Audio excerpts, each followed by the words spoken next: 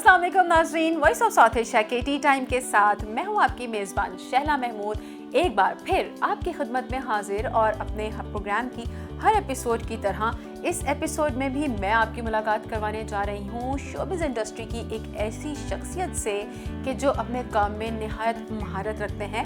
और मेरे शो की हर एपिसोड में आपकी मुलाकात हम ऐसी ही पर्सनैलिटीज़ के साथ करवाते हैं जिन्होंने फ़नून लतीफ़ा की दुनिया में एक अलग नाम बनाया होता है और वो अपने काम की बदौलत जो है वो जाने जाते हैं। तो जनाब आज जिनसे मैं आज आपकी मुलाकात करवाने जा रही हूँ उनका ताल्लुक जो है वो म्यूज़िक इंडस्ट्री से है और वो बहुत अच्छा म्यूज़िक बनाते हैं और उसके साथ साथ जो है वो एक अदद प्रोड्यूसर भी हैं। बहुत सारी चीज़ें जो है वो प्रोड्यूस भी कर चुके हैं और उनकी जो एक्सपर्टी है वो है ड्रम बजाना, जो कि काफ़ी मुश्किल काम होता है। जब एक बैंड के अंदर आप देख रहे होते हैं कि एक जो ड्रमर होता है जो अपनी सारी तवानाई लगा रहा होता है, तो बिल्कुल जनाब पाकिस्तान के नहायत ही मारूफ और नहायत ही माहिर ड्रमर शम्सुल आरफीन हमारे साथ मौजूद हैं। अस्सलाम वालेकुम। वालेकुम सलाम। कैसे हैं शम्स साहब? बिल्कुल सही। क्योंकि शम्सुल आरफीन जो है उनकी एक्सपर्टी ड्रम बजाने की, उसके साथ साथ शम्स जो है वो बहुत अच्छे प्रोड्यूसर भी हैं। तो शम्स बच्चे होते हैं छोटे जिस वक्त, तो ऑब्वियसली बात है कि उनको म्यूज़िक साउंड्स बहुत अट्रैक्ट कर रहे होते हैं और आप जाहिर सी बात है जब छोटे थे तो ये वाला जो शौक़ है आपका ये बचपन से था या फिर कुछ बड़े होने के बाद ये चीज़ आपके अंदर आई कि आपको ड्रमर बनना है? असल में बिल्कुल ऐसा ही था कि मैं तो शायद 6 साल का हूँगा, तो टेलीविज़न वगैरह पे म्यूज़िक देखता था और उसमें अगर कोई बैंड परफॉर्म कर रहा है तो मेरी नज़र हमेशा ड्रमर पे जाती थी। अच्छा। हाँ, तो उस वक्त तो खैर जब आप छोटे होते तो ऑब्वियसली आपको नहीं पता होता कि क्या चीज़ है क्या है, लेकिन एक शुरू से ही बचपन से ही एक अट्रैक्शन सी थी और समहाउ मुझे था कि यार ये मुझे करना है, ये क्या ट्राई करना है, मुझे बजाना है ये। और फिर मैं जब थोड़ा सा बड़ा हुआ, अच्छा उस वक्त जब मैं 6 साल का था तो जो डब्बे वगैरह आते थे पहले कैंडीज़ के गोल गोल होते थे वो, तो मैं क्या करता था कि वो डब्बे जमा करता था और पेंसिल से उल्टा करके ना उसकी जो रबड़ वाली साइड होती है उससे बजा के ना मैं चेक करता था कि यार ये साउंड कैसी आ रही है। और उससे मैं 6 साल की उम्र, हाँ ये मैंने हरकतें करना शुरू कर दी थी। उसके बाद जैसे जैसे मैं बड़ा होता गया तो वो चीज़ें मज़ीद एक्सप्लोर करता गया मैं कि मैंने वो थोड़े से बड़े डब्बे जमा करना शुरू कर दिए। तो मतलब मैं लगा रहता था कि यार ये मैंने करना है, कुछ ट्राई करना है इसको। अच्छा, म्यूज़िक जाहिर सी बात है म्यूज़िक में तो और भी बहुत सारे इंस्ट्रूमेंट थे, ड्रम था, गिटार होता है, बहुत सारी चीज़ें हैं, कीबोर्ड वगैरह, तो सिर्फ ड्रम ही आपको क्यों अट्रैक्ट करता था? उसकी वजह ये है कि मैं जब थोड़ा सा और बड़ा हो गया, जब मैं हाई स्कूल में आया तो मुझे पता चला कि मेरे अपने सगे चचा जो हैं वो अर्ली 80s में खुद ड्रमर थे। वाह वाह, क्या बात है। तो बेसिकली तो एक ये ब्लड जीन में था, एक जीन हाँ, में था। ओके, जो वो मेरे चीज़ें होती है ना आपको विरासत हाँ, में मिल रही होती है। मेरे जो जिसे कहते हैं कि मेरी साइड पे जो अब्बू की जो फैमिली है उसमें ज़्यादातर इसी तरह के लोग हैं आर्टिस्ट। तो मेरे जो दादा थे वो फर्स्ट टाइम रेडियो पाकिस्तान, जब यहाँ पाकिस्तान बना था तो रेडियो पाकिस्तान के वो साउंड इंजीनियर थे मेरे दादा, और मेरे जो फादर थे वो फोटोग्राफर थे। 45 इयर्स उनका करियर था, तो वो भी एक आर्ट्स, मतलब टोटल ना आर्ट से रिलेटेड कोई ना कोई हमारे घर में। और जो मेरा बड़ा भाई था वो आर्टिस्ट था, पेंटर था। ओके। और वो गिटार प्लेयर भी था। क्या बात है, फन की कोई जहर छोड़ी आपके खानदान ने। अच्छा, फोटोग्राफी में भी है, अच्छा इसमें जो एक फ़नी स्टोरी है वो ये है कि हम बेसिकली 3 भाई थे, तो जो मुझसे, मैं सबसे छोटा हूँ घर में ना, तो मुझसे जो 4 साल बड़ा भाई था ड्रम उसको बजाना था, उसको शौक था। अच्छा, उसको देखा देखी मेरे अंदर भी वो शौक आ गया, डेवलप हुआ, तो मेरे अंदर वो कुछ ज़्यादा ही स्ट्रांग होता गया। तो जैसे जैसे मैं जब हाई स्कूल में पहुंचा और मुझे पता चला कि मेरे जो चचा हैं वो इंग्लैंड में होते हैं, तो वो आए हुए थे पाकिस्तान, तो उन्होंने पूछा है, होता है ना कि फैमिली में डिस्कस करते हैं कि बेटा क्या हॉबीज़ हैं, क्या पढ़ाई हो रही है, तो मैंने बताया मेरी हॉबीज़ तो ये हैं। तो वो ऐसे करके देखे ना कि अच्छा, फिर उन्होंने बताया कि तुम्हें पता है कि मैं 80s में मैं ड्रम बजाता था, तो मैं तो यूं ही रह गया कि अच्छा आप तो चिपक गए होंगे चचा। मैं तो चिपक गया, और ऐसा चिपका कि आज तक चिपका हूं उनसे। क्या बात है। क्योंकि he is the only one. चचा हयात है? बिल्कुल हयात हैं, और उन्होंने मेरी बहुत हेल्प की है। सही। मतलब जो पहला ड्रम सेट था वो उन्होंने ही मुझे दिलवाया। क्या बात है। तो उनको नजर आया होगा ना कि एक, क्योंकि खुद वो एक ड्रमर थे, हाँ, तो एक कि अपने भतीजे के अंदर वो होता है ना कि आप अपने आप को देख रहे होते हैं समटाइम्स, तो ऑब्वियसली सपोर्ट किया होगा, बहुत सपोर्ट किया। तो उस दौरान ड्रम किट लेने से पहले जो मेरा भाई बड़ा था वो गिटार सीख भी रहा था, बजा भी रहा था, तो उसका गिटार भी मैं बजाता था, तो गिटार में भी इंटरेस्ट था, लेकिन ड्रम का ज़्यादा था कि मुझे था कि पहले मैं ड्रम्स करूँगा, उसके बाद फिर मैं गिटार। और ये शम्स ने कब सोच लिया था कि यही करना है? ये मैंने सोच लिया था ये कोई 7-8 साल की उम्र में। क्या बात है, हाँ। इतनी छोटी सी एज में बच्चे गली में क्रिकेट खेल रहे होते हैं, आप ड्रम्स के साथ खेल रहे थे। मैं क्रिकेट भी खेलता था, सब करता था, लेकिन ज़्यादा टाइम मैं यही करता था। अच्छा, तो जाहिर सी बात है, छोटे होते हैं ना आप और अपने शौक की तस्कीन कर रहे होते हैं, तो वो बाजों का जो होता है वो बड़ों को बड़े अनोइंग लग रहा होता है कि ये क्या कर रहे हो और क्या हर वक्त शोर शोर। और ड्रम तो ऐसी चीज़ है कि वो बजेगा तो आवाज़ आएगी, तो ऑब्वियसली बात है कि एक फैमिली की तरफ से कैसा रिएक्शन होता है? फैमिली, खासतौर पे अम्मी की तरफ से तो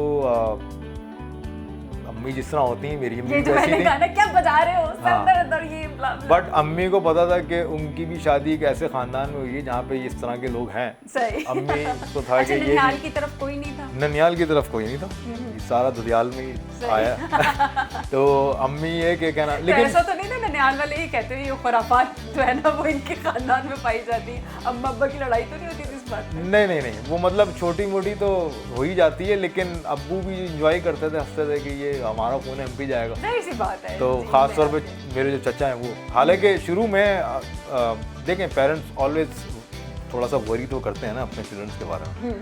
तो मुझे याद है कि अच्छा मेरे अब्बा जो थे वो फोटोग्राफर थे, तो उन्होंने भी जगह जगह लोगों के लिए, मीडिया के लिए काम किया हुआ था। तो जैसे अरशद महमूद का आपने नाम सुना होगा, वो उनके दोस्त थे, और नैयरा नूर के जो हस्बैंड थे उनको मुझे नाम याद नहीं है, वो उनके दोस्त थे। तो इनका इन लोगों में बैठना था मेरे फादर का।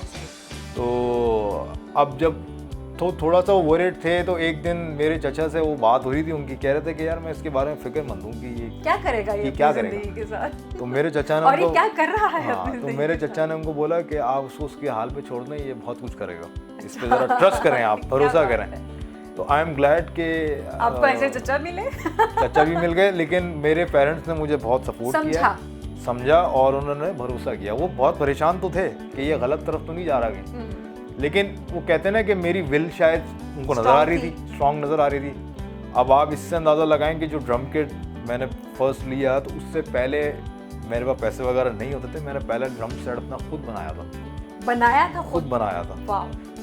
मेरा जो क्या नाम है फेसबुक पे अकाउंट है, उसकी पिक्चर्स वगैरह भी लगी हुई, सारी डिटेल है। वो ऐसे बनाया था कि जो नेल्सन पेंट के वॉल्स के जो आते हैं ना, बॉक्सेस आते हैं गोल डब्बे, वो हमारे घर में पेंट हो रहा था, वो डब्बे मैंने गोल देखे। अच्छा, मैं डब्बे जब भी गोल देखता तो मुझे ड्रम नजर आता कहते हैं ना कि मजनू को जो है वो दुपट्टा हिलता भी लैला नजर आती थी। अच्छा, अब वो डब्बे जब मैं वेट कर रहा था कि ये खाली होंगे तो मैं इसका कुछ करूँगा ना यूँ करके, अब वही हुआ, वो खाली हुए, मैंने वो डब्बे कलेक्ट किए और उनको साफ करके, सारा करके, उल्टा करके, अब मैं उसकी साउंड चेक कर रहा हूँ, तो मैंने कहा नाइस, इससे कुछ हो सकता है। फिर मैंने उसको मिला के उसका पूरा एक ड्रम सेट बनाया। अच्छा, अब्बू जो फादर थे मेरे फोटोग्राफर थे, तो फोटोग्राफी में आपको पता है कैमरे के स्टैंड वगैरह सारी चीज़ें यूज़ होती हैं, ट्राइपॉड्स होते हैं। तो अब्बू के जो पुराने ट्राइपॉड स्टैंड थे ना, वो मैंने डंडियाँ संभाल ली। हाँ, वो मैंने चुरा के ना, और उनकी मदद से मैंने कुछ ट्राइपॉड यूज़ करके, और अम्मी की जो देचकी की ढकनियाँ जो होते थे बर्तन,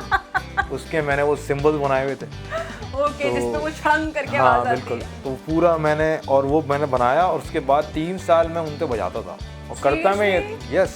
अच्छा, टीचर मेरा कोई नहीं था उस ज़माने में, खुद ही ऐसे कि उस ज़माने में यूट्यूब वगैरह तो था नहीं, तो वो टेप रिकॉर्डर पुराने ज़माने में आते थे, तो उसमें मैं कैसेट अपने मनपसंद गानों की लगाता था, और उस बीट को पकड़ते थे। उस एग्जैक्टली गाने को ना मैं सुनता था गौर से पहले, और जैसे ही वो गाना प्ले होता था मैं एग्जैक्टली वही बीट बजाता था साथ।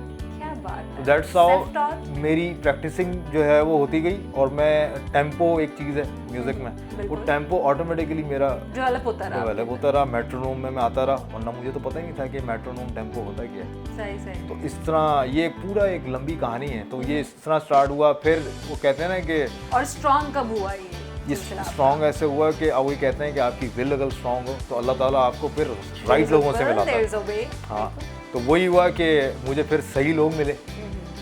मुझे जो है कुछ लोग मिले। मेरा एक दोस्त है, वो मेरा टीचर भी है, इस नेम इज़ अदील आमिर सिद्दीकी, तो वो मेरा उस्ताद भी है, मेरा मेंटोर भी है। तो वो मुझे एक ज़माने में मिला, तो उसने मुझे बहुत गाइड किया।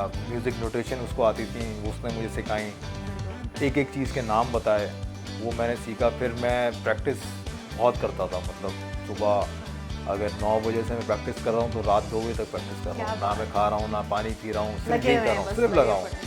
और फिर करते ही 2005 में मैंने पहला जो शो बजाया वो नजम शिराज, आपने शायद नाम क्या सुना हो। बात है, नजम शिराज उस वक्त के जो है वो रॉक स्टार थे, पहला बंदा था जिसके साथ मैंने शो क्या बजाया। बात है, बिल्कुल। और शम्स का सफर जो है वो जारी है, मजीद भी हम इनसे बात करेंगे। यहाँ वक्त हुआ चाहता है एक छोटे से ब्रेक का, आपने कहीं नहीं जाना, देखते रहिए वॉइस ऑफ साउथ एशिया।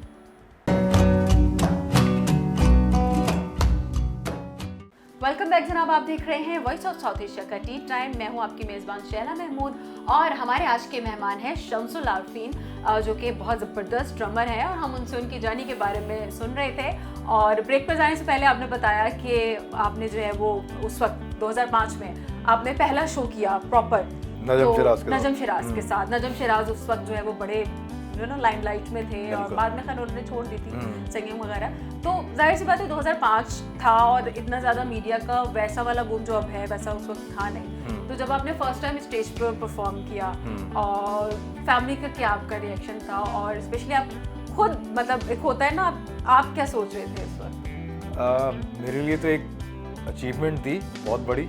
अच्छा, फैमिली के लिए भी बहुत बड़ी अचीवमेंट थी और मतलब वो बड़ा प्राउड फील कर रहे थे। लेकिन मेरे यहाँ थोड़ा सा कुछ ऐसा है कि फैमिली मेरी जो है ना उस वक्त वो अगर खुश भी हैं या प्राउड फील भी कर रहे हैं तो जैसे मेरी मदर हैं या फादर हैं वो एक्सप्रेस नहीं करते थे। ये जो मसला है ना, ये मसला नहीं है, ये हमारे यहाँ का है। ये मैं बताता हूँ, नहीं ये मसला नहीं है, बहुत पॉजिटिव देसी लोगों में है ये चीज़। नहीं, देसी लोगों में बिल्कुल है। मैं भी वो आप जो कहना चाह रहे हैं कि ये इसलिए कहते हैं कि बच्चा फैले ना। एग्जैक्टली हाँ, ये मैं उनका थैंक्स करता हूँ आज भी कि उन्होंने किया, क्योंकि मैं थोड़ा सा फास्ट फॉरवर्ड हो जाएगा लेकिन बात कंटिन्यू करने के लिए ज़रूरी है कि मैं अब आर्ट्स काउंसिल में पढ़ा भी रहा हूँ एज अ टीचर। जब मैं सिखाना शुरू हुआ स्टूडेंट्स वगैरह को, तो अब जैसे उनको मैंने कोई लेसन दिया है या कुछ होमवर्क दिया है और वो उन्होंने उस तरह से सही किया नहीं है, ठीक है, और कोई परफॉर्मेंस आई है उसमें भी जो है उन्होंने कोई इतना ख़ास परफॉर्म नहीं किया। उसमें से कुछ स्टूडेंट्स थे जो क्या नाम है यहाँ मुझसे सीखा और उसके अलावा उन्होंने परफॉर्म भी करना शुरू कर दिया। तो अब अगर उन्होंने गलत भी परफॉर्म किया तो उनके जो पेरेंट्स हैं वो उनको सपोर्ट कर रहे हैं कि वाह तुमने तो बहुत अच्छा बजाया। तो यहाँ आके मुझे अंदाज़ा हुआ कि मेरे पेरेंट्स ने बहुत अच्छा किया कि ये नहीं किया, क्योंकि जब आप अपने बच्चे को जब आप गलत उस पर वो करेंगे तो उसको तो पता ही नहीं चलेगा ना कि वो कर क्या रहा है, ओवर कॉन्फिडेंट भी हो जाता है। आजकल की जनरेशन में ये 100 में से 80-85% में देख रहा हूँ ये मसला कि वो इतने केपेबल नहीं है, लेकिन उनके पेरेंट्स और वो जो खुद हैं जो यंगस्टर्स हैं उनको बहुत कुछ उनको लगता है देख के कि जैसे वो हमारे भी उस्ताद हैं। मतलब हमने पूरी ज़िंदगी लगा दी है, मैंने अपनी पूरी लाइफ दे दी है इस म्यूज़िक इंडस्ट्री को, ठीक है, इट्स नॉट अ जोक। लेकिन जब सामने वाले यंगस्टर्स जो जूनियर हैं जो अभी आए हैं वो जब इस तरह का बिहेव करते हैं तो अजीब सा लगता है। क्या है, तो इस वजह से आई एम वेरी थैंकफुल कि मेरे घर में उस तरह का था कि वो बहुत ज़्यादा तारीफ नहीं करते थे और बस सामने ही कहते हैं हाँ बस ठीक है, बिल्कुल। और अब भी ऐसा होता है कि मैं अगर कोई बहुत, तो खैर मैंने यूरोप भी किया, मैंने वहाँ भी यूरोपियंस के साथ मेरे बैंड से 4 वहाँ मैंने परफॉर्म किया। मैंने यूरोप में भी क्लासेस दी हैं वहाँ जब मैं था 2015 की बात है। तो लेकिन कभी भी मेरे पेरेंट्स ने इस तरह की कोई चीज़ नहीं की कि बहुत ज़्यादा लोगों को बता रहे हैं कि जी हमारा बेटा तो ये और वहाँ पहुँच गया और आपको भी नहीं ज़्यादा चढ़ाया। नहीं, तो वो मेरी एक तरीके से ट्रेनिंग बहुत अच्छी हुई है इस वजह से, तो ये बहुत ज़रूरी है। उस वक्त के शम्स नॉर्म्स जिसको हम कहते हैं ना वो बिल्कुल आज के दौर से बहुत डिफरेंट है। तो इसी सवाल से मैं मज़ीद ये सवाल करूँगी कि आप क्या समझते हैं कि उस आपके दौर में सीखने की जो एक चाह थी उसमें और अब, क्योंकि आप जाहिर सी बात है आप स्टूडेंट को सिखा रहे हैं, उस चाह में और उस चाह में कितना फ़र्क है आपकी वाली में और अब जो बच्चे सीखना चाह रहे हैं? उस वक्त ये था कि ना तो इंटरनेट था, ठीक है, ना यूट्यूब था, कुछ भी नहीं था। मुझे याद है कि मुझे अगर किसी फेवरेट ड्रमर का बैंड अगर मुझे उसको सुनना है, उसकी एल्बम ख़रीदनी है, तो वो कैसेट्स भी मुझे ढूंढने के लिए डिफेंस जाना पड़ता था, ठीक है, रैम्बो सेंटर जाना पड़ता था और फिर वहाँ उसको जा गया हूँ तो जो वो कह रहा है कि जी अभी तो आई नहीं है, 1-1.5 महीने में जो है वो हो सकता है आ जाए, फिर मैं वेट कर रहा हूँ तो आएगा। मतलब आपने मतलब हाँ, तो ये एक मतलब बहुत बड़ा फ़र्क है। और आजकल का जो एक है क्लिक। उसमें एक क्लिक पे जो है ना, वो मैं स्टूडेंट्स को बताता हूँ कि ये इसको सुनो, वो स्टूडेंट्स अगले दिन आते हैं, सर हमने सुन लिया। मैंने कहा सुन लिया बस, नेट पे खोला हमने, मिल गया। असल में हम लोग उस जमाने में सुनते थे तो हम लोग 1 महीने से लेके 6 महीने, साल, 2 साल हम लोग सुनते थे, उसकी अपने अंदर उतारते थे, ये म्यूजिक था, एब्जॉर्ब कर रहे होते Absorb हैं कर रहे चीजें, बिल्कुल। ठीक है। तो आजकल की जनरेशन है, उनको सब कुछ ऐसे यूं करना है, हाँ। उनको यूं ही सीखना है, मास्टर बनना है। और अच्छा, ये जो शॉर्टकट वाला जो एक मेरे ख्याल में, ये मेरी ज़ाती राय हो सकती है, पता नहीं आप इससे मुत्तफिक होंगे ना हो, क्योंकि मैंने ये चीज़ देखी है, बहुत सारे इंटरव्यूज़ मैं करती रहती हूँ, और अक्सर लोगों का यही होता है कि हमारी जो यंग जनरेशन है वो शॉर्टकट्स के पीछे पड़ जाती है। तो फिर आपको नहीं लगता कि वो फिर लाइफ भी उतनी कम होती है? उसमें होता ये है कि वो शॉर्टकट के थ्रू कोई चीज़ हासिल कर भी लेते हैं ना, तो वो फिर बोर हो जाते हैं। और अमूमन आपने देखा तपस्या होगा के साथ की मिली हुई चीज़ की बड़ी कदर होती है। जैसे कहते हैं ना, आपने बड़ी मेहनत की है, आपने बड़ी खजल ख्वारी की है, और फिर उसके बाद आपने जो चीज़ हासिल की है, तो आप उसको उसी तरह से रिगार्ड करके रखते हैं। अब जैसे एक स्टूडेंट ही था, तो वो मेरे पास कुछ साल पहले जब आया, तो आया वो ड्रम्स के लिए, और अचानक उसका फिर वो शॉर्टकट के चक्कर में रहा, और फिर वो सिंगर बन गया, फिर वो गिटारिस्ट बन गया, कभी वो पेंट कर रहा है, कभी वो कुछ कर रहा है। तो फिर इस तरह के लोगों के साथ ये होता है कि वो अब मतलब इस तरह के लोग किसी एक चीज़ में नहीं होते, तो वो आगे कैसे जाएंगे, वो कुछ कर ही नहीं सकते। तो फोकस्ड रहना बहुत ज़रूरी है, लेकिन ऐसा नहीं है कि हर कोई ऐसा है। मेरे बहुत सारे स्टूडेंट्स तो बहुत अच्छे हैं, जो बहुत अच्छे लेवल पे बजा भी रहे हैं। तो मतलब ऐसा भी है कि क्या नाम है, इस तरह के लोग भी हैं, तो वैसे भी लोग हैं। लेकिन आजकल ये कि आसानियाँ बहुत हैं, वो जो आपका क्वेश्चन था ना, आसानियाँ बहुत हैं। तो वो जो एक उस ज़माने में हम लोग की जो एक विल थी, एक जो स्ट्रॉन्ग हम लोग जो ख्वारियाँ करते थे, वो आजकल के दौर में नहीं है। लोगों को आसानी से चीज़ मिल जाती है, तो उसकी कदर भी नहीं होती, कदर उस हवाले से नहीं है, ये फर्क। अच्छा, ड्रम क्योंकि एक आपका सिर्फ ये नहीं है कि हल्की फुल्की एक्सरसाइज है, सब मेरे ख्याल में पूरा आपका बॉडी की स्ट्रेंथ लग रही होती है उसके अंदर। तो कितना जोरावर होती है ये चीज़, ये भी बताएं, क्योंकि आपको इतने ज़्यादा बिल्डर मुझे नज़र नहीं आ रहे, लेकिन आप कब से बजाते हुए आ रहे हैं। तो क्या यही आपकी एक्सरसाइज होती है? यही एक्सरसाइज होती है, और drums is all about physics और मैथ्स। ओके। तो अच्छा, बहुत सारे लोगों को ये नहीं पता, नहीं ये जो बताने अब जा रहे हैं। क्योंकि इसमें नंबर्स टाइम सिग्नेचर्स होते हैं। जैसे 5 मात्रों की बीट है, तो 5 नंबर्स काउंट करने पड़ते हैं, 6 है, 7 है, 8 है, 11 है। ज़्यादातर तो 4x4 हमारे यहाँ यूज़ होता है, लेकिन जो और भी बहुत सारी गाने हैं, तो उसमें और नंबर्स भी यूज़ होते हैं। तो इस total about physics and maths से रिलेटेड है ये, और इट्स नॉट ईजी। इसमें दोनों आपके पैर चलते हैं, दोनों हाथ चलते हैं, और माइंड को, और माइंड भी आपके, जिसे कहते हैं ना कि एक वक्त में आपके समझ ले 2 अलग अलग माइंड करके आपको यूज़ करना पड़ता है, क्योंकि आप नंबर्स भी गिन रहे हैं, और आपको टेम्पो भी मेंटेन रखना है, और आप इमेजिन करें जब आप स्टेज पे हैं और हज़ारों लोग आपको देख रहे हैं, प्लस आपके साथ स्टेज में गिटार प्लेयर है, कीबोर्ड प्लेयर है, बेस गिटार प्लेयर है, 3 सिंगर्स हैं, 10 म्यूजिशियंस आपके साथ हैं, वो सब आप पे चल रहा है। बिल्कुल। ड्रमर जो है ना, वो बैकबोन होता है। सही, ऑब्वियस सी बात है, वो सबको उससे वो होता है ना, क्यों देने वाली बात होती है वो करना, और इट्स अ वेरी बड़ी जिम्मेदारी। बहुत एक जिम्मेदारी अलग है, प्लस ये कि आपको फिजिकल स्ट्रेंथ बहुत चाहिए। लेकिन वही है, जब आपका पैशन रियल है ना, चला, वो सारी चीजें आपके लिए फिर आप कर सकते हैं। मतलब मेरे ख्याल में कि एज बर्डन आप किसी को नहीं बना सकते, कि अगर आप किसी को कह दे कि हाँ भाई इसको ये बना दे, ड्रमर बना दे, तो मेरा नहीं ख्याल कोई बन पाएगा वो, जब क्योंकि हमारे यहाँ पाकिस्तान में बहुत से लोग बहुत से ऐसे काम कर रहे हैं जो वो नहीं करना चाहते, लेकिन वो कर रहे हैं, ख्वाह कैसा ही क्यों ना कर रहे हो, अच्छा कर रहे हैं या बुरा कर रहे हैं। तो आप क्या समझते हैं कि ड्रमर पैशन से ही बन सकता है, वरना वो बहुत बुरा ड्रमर होगा, ऐसा कैसे? मेरे पास जो है ड्रम स्टूडेंट्स तो हैं ही, लेकिन क्योंकि मुझे काफ़ी स्टूडेंट्स जानते हैं, काफ़ी लोग जानते हैं, तो अमूमन जो जूनियर गिटार प्लेयर्स हैं या बेस प्लेयर्स हैं, वो भी आते हैं मेरे पास, मैं उनकी भी हेल्प करता हूँ। मैं असल में हेल्प बहुत करता हूँ, तो लोग मेरे बारे में जानते हैं कि बहुत हेल्पफुल इंसान है, तो मेरे पास लोग आते हैं, मैं उनकी हेल्प भी करता हूँ। तो मैं सबको एक ही चीज़ कहता हूँ, आपके सवाल पे जो मेरा आंसर है वो ये है कि इसमें चाहे वो ड्रम्स हो, गिटार हो, म्यूज़िक ऐसी चीज़ है कि इसमें 3 चीज़ों का ना यूज़, आपको 3 चीज़ें आपको दिमाग में बिठानी और दिल में: प्रैक्टिस, पैशन और पेशेंस। की थी। आखिरी वाला ज्यादा इम्पोर्टेंट है मेरे ख्याल में। मेरे स्टूडेंट जब आते हैं ना, तो पहला जब लेक्चर होता है मेरी क्लास का, उसमें मैं ये बोलता हूँ कि ये 3 चीज़ें आपने फॉलो अगर कर ली, आपको आगे जाने से कोई नहीं रोक सकता। बिल्कुल बिल्कुल वही बात है कि सब्र का फल कहते हैं ना कि मीठा होता है। बिल्कुल जनाब, यहाँ हम सब्र इसलिए कर रहे हैं क्योंकि हमारी ब्रेक का वक्त हुआ चला जाता है। अभी हम जो है वो ब्रेक से वापस आते हैं। आपने कहीं नहीं जाना, देखते रहिए वॉइस ऑफ साउथ एशिया।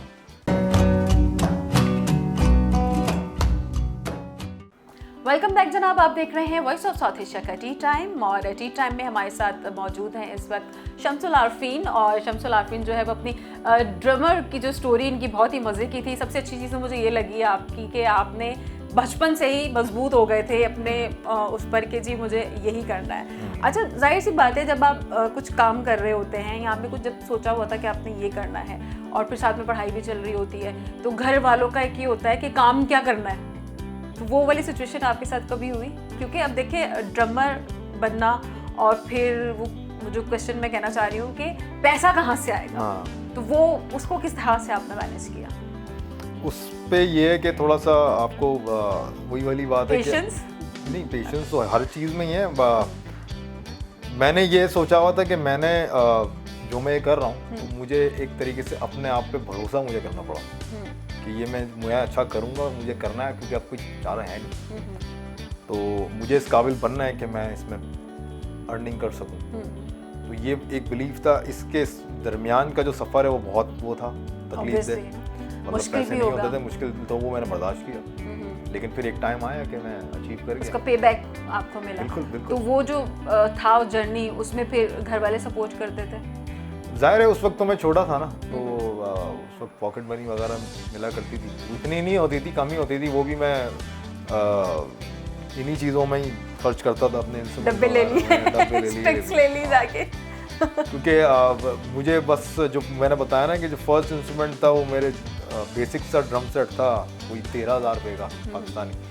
तो वो मेरे चाचा की हेल्प से मैंने लिया था। उसके बाद फिर मैंने अपना जो प्रोफेशनल ड्रम सेट है वो खुद अपने पैसों से लिया, शोज बजा के। क्या बात है। हाँ, तो क्योंकि अभी तक तो मैंने एक नाम लिया ना, नजम शिराज, उसके बाद तो जर्नी फिर स्टार्ट है। फिर नजम शिराज से लेके अली अजमत, सलमान अहमद और कारवान बैंड, और इसके अलावा अली जफ़र, अली ख़ान, अहमद झांजे, फराज अनवर, मिज़राब, बहुत सारे नाम मुझे याद भी नहीं आ रहे। साउंड्स ऑफ कराची अगर आपने नाम सुना हो, बिल्कुल बिल्कुल। तो एहसन बारी मेरा बहुत अच्छा दोस्त भी है।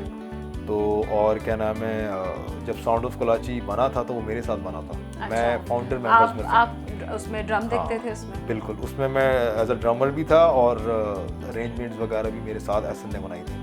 मैं और एहसन उसके घर में होते थे। तो ये मतलब ये मेरी जर्नी है। फिर मैंने इन लोगों के साथ अमेरिका भी किया, टूर किया। बीच में मैं और भी लोगों के साथ जा चुका हूँ। जर्मनी गया था, फिर मैं कुछ अरसे के लिए वहाँ रुका भी था, ऑस्ट्रिया में। तो वहाँ मैंने ऑस्ट्रियन बैंड के साथ भी बजाया। तो वहाँ के और यहाँ की म्यूजिक में कितना फ़र्क है? बहुत फ़र्क है वहाँ के काम में, और मतलब सारी चीज़ों में बहुत फ़र्क है। एक तो वहाँ पे प्रोफेशनलिज्म बहुत ज़्यादा है कि अगर वहाँ 1 बजे टाइम भी है तो 1 बजे ही होगा, 1 का 1:30 नहीं होगा। 1:01 भी नहीं होगा, 1:30 तो बहुत दूर की बात। मुझे याद है जब बिल्कुल मैं वहाँ पे, जैसे यहाँ रिहर्सल्स होती हैं तो यहाँ होता है ना कि जी 4 बजे का टाइम है, 5 बजे आ रहे हैं, 5 बजे आ रहे हैं, 5:30 बजे आ रहे हैं। अच्छा, मैं जब यहाँ से वहाँ गया तो नया था मैं वहाँ, तो वहाँ जब तो वहाँ पे जी रिहर्सल का टाइम था कोई 2:30 बजे का, तो मैं वहाँ पहुँचा हूँ तकरीबन कोई 5 या 10 मिनट लेट था। तो वहाँ जब जैसे मैं रूम में एंटर हुआ तो बैंड वाले जितने भी थे ना वो सब मुझे यूँ देख रहे हैं ऐसे। उन्होंने कुछ बोला नहीं, सिर्फ देख रहे हैं। लेकिन वो लुक्स आपको बहुत, और लुक्स से मुझे समझ में आ गया, ओहो ये मैं तो यूरोप में हूँ, कराची में नहीं। फिर मैंने जब मैं अगले दिन गया तो मैं अगले दिन आधा घंटा पहले चला गया, तो वो लोग 1 घंटा पहले से आए हुए थे।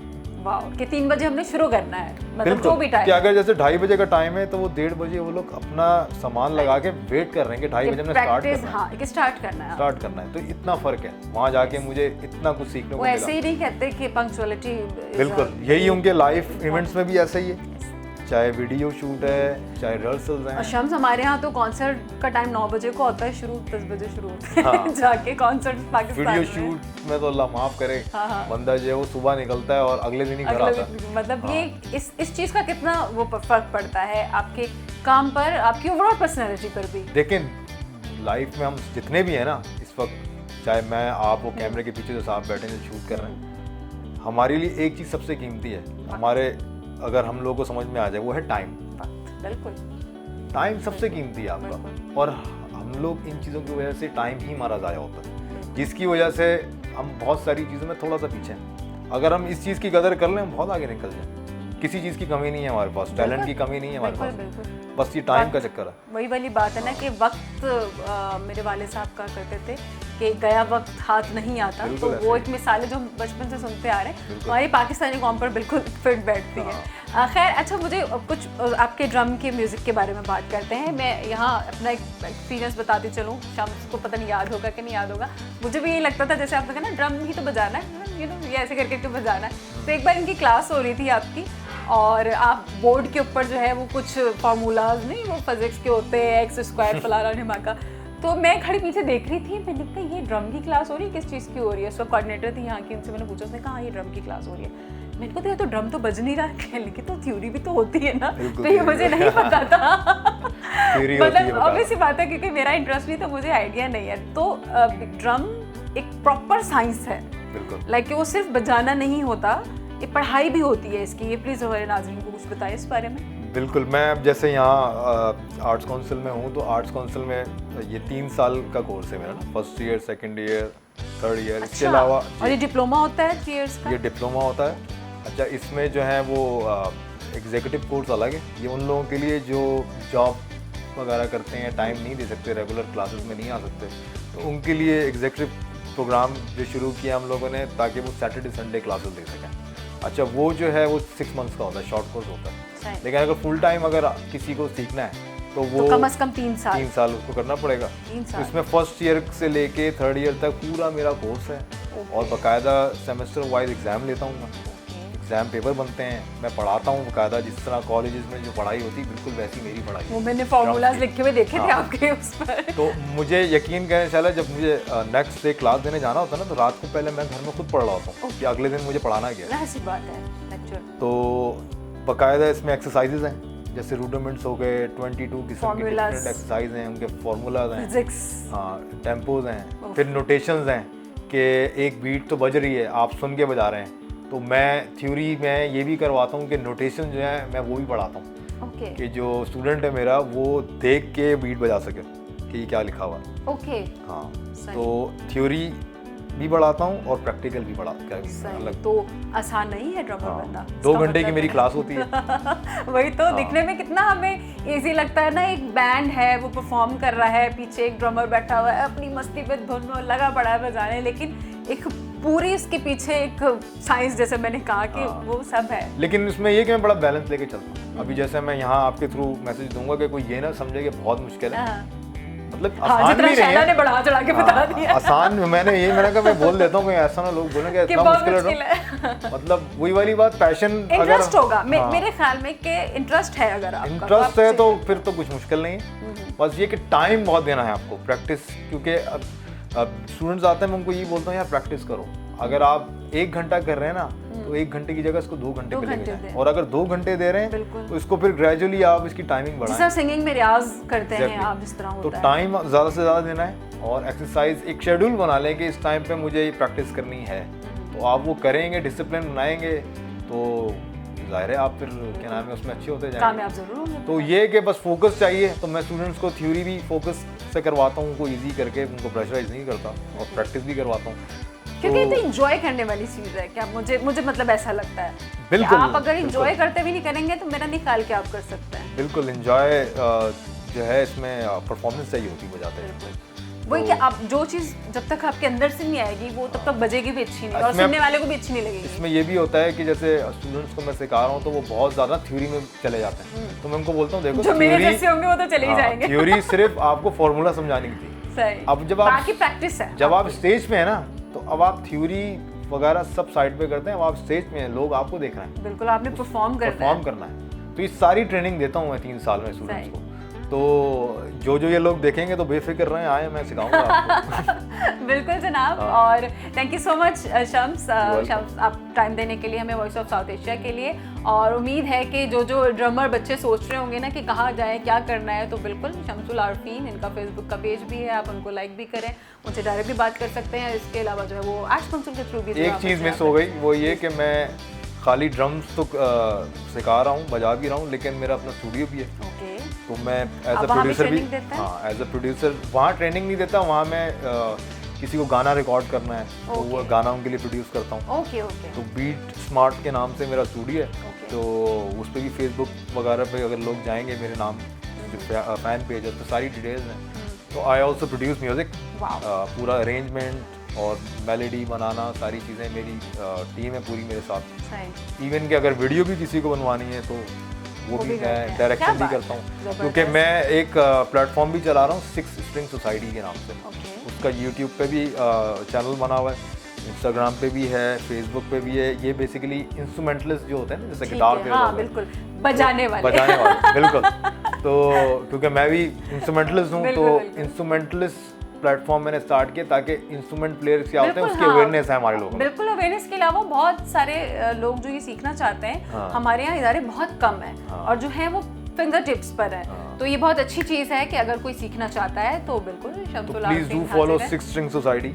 बिल्कुल बिल्कुल जनाब, थैंक यू सो मच वक्त देने के लिए, बहुत शुक्रिया। उम्मीद है कि आपको जो है वो आज की एपिसोड अच्छी लगी होगी। इंशाल्लाह अगली एपिसोड में ऐसी ही किसी ज़बरदस्त शख्सियत के साथ हम आपकी करवाएंगे मुलाकात। तब तक आपने जो है अपना बहुत सारा ख्याल रखना है, और तब तक जो है वो मुझे और शम्स हमारे साथ थे इस वक्त मौजूद, उनको भी दीजिए इजाज़त। अल्लाह जी के बाद।